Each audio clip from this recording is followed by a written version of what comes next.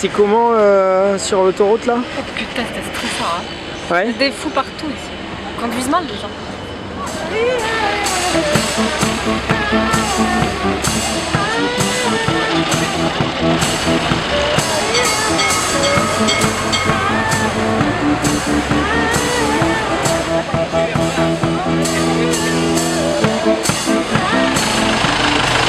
J'avance plus loin, moi les gars, ou pas? Ouais, tu peux, il quitte le pressing là-bas.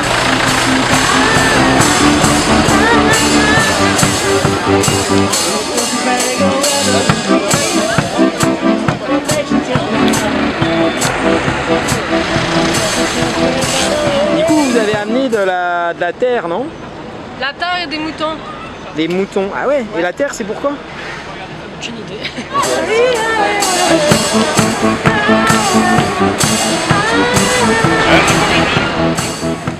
Il a suffi d'appeler et dire bah voilà, il y a le copil qui se tient devant la pref. Et puis les gars et les filles, paysannes et paysans sont venus, on a fait cortège jusqu'ici avec une dizaine de tracteurs de Couëron.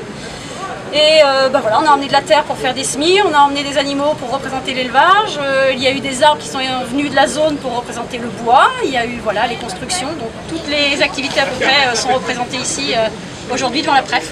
Ceux qui sont là aujourd'hui déterminés, continuer à poursuivre et puis à lutter pour que ces terres, on puisse les avoir pour les jeunes qui veulent s'installer, pour des projets moins gourmands en terre, mais qui prônent le partage, la solidarité, l'entraide, etc. entre les projets. Et nous, paysans de copains, paysannes et paysans de copains, on est là pour soutenir, aider et apporter notre aide. Et puis c'est un échange de savoir entre les gens de la zone et puis nous. C'est toujours un échange très intéressant, très riche et intéressant surtout.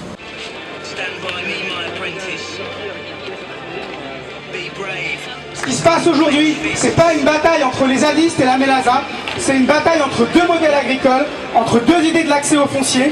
Et on a avec nous justement les camarades de copains et tout un bout du monde agricole qui sera prêt demain à continuer le combat. Il ne faut pas installer, continuer à agrandir des exploitations. Il faut installer une autre agriculture. Et pour installer cette autre agriculture, eh bien, il faut mettre en place aujourd'hui, concrètement, à Notre-Dame, ces installations. C'est là que ça se décide. Aujourd'hui, nous avons la confirmation que nous avons eu raison d'affirmer que la lutte n'était pas terminée avec l'abandon de l'aéroport. Nous sommes là pour dire sans ambiguïté notre soutien et notre engagement auprès des habitants de la ZAD qui construisent un avenir désirable sur le bocage de Notre-Dame-des-Landes, sauvé du béton. Cette zone à l'histoire exceptionnelle, c'est une zone indispensable pour le futur, comme une zone où on peut concevoir une vie rurale et paysanne alliée avec la nature et non pas ennemie de la nature. Et en fait, on n'a pas de garantie qu'on pourra continuer à mener l'ensemble de ces activités de façon cohérente, avec le regard sensible aussi que nous, on porte sur la forêt, un regard qui est apporté par les personnes qui habitent sur place et qui cherchent en fait à garder la main, à avoir une prise en fait sur leur territoire. C'est vrai pour la forêt, comme c'est vrai pour les autres espaces. Et donc, il reste une grosse bataille encore à mener sur cette question spécifique. Que la question de l'habitat, elle est tout aussi importante que les questions agricoles et on va être très attentif à la suite qu'est donnée à ça et continuer à se battre non seulement pour une zone où on préserve le bocage, mais aussi où on préserve ses habitants et le lien entre les deux. Merci.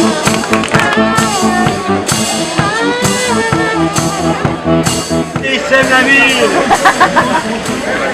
Même les lestataires. On met partout. Partout. Là, regardez, du blé noir partout. Dans les boîtes aux lettres de la préfecture.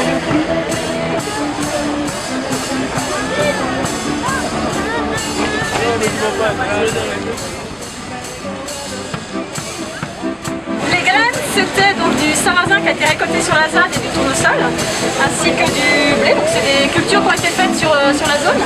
Et l'idée c'était de les semer ici dans les parterres de fleurs de la ville, pour amener un peu de ZAD à l'intérieur de la ville, et puis aussi pour fleurir autrement avec des choses utiles, les parterres de fleurs. Donc normalement le blé noir et le tournesol seront là l'année prochaine, on l'espère. On viendra constater s'ils sont là encore.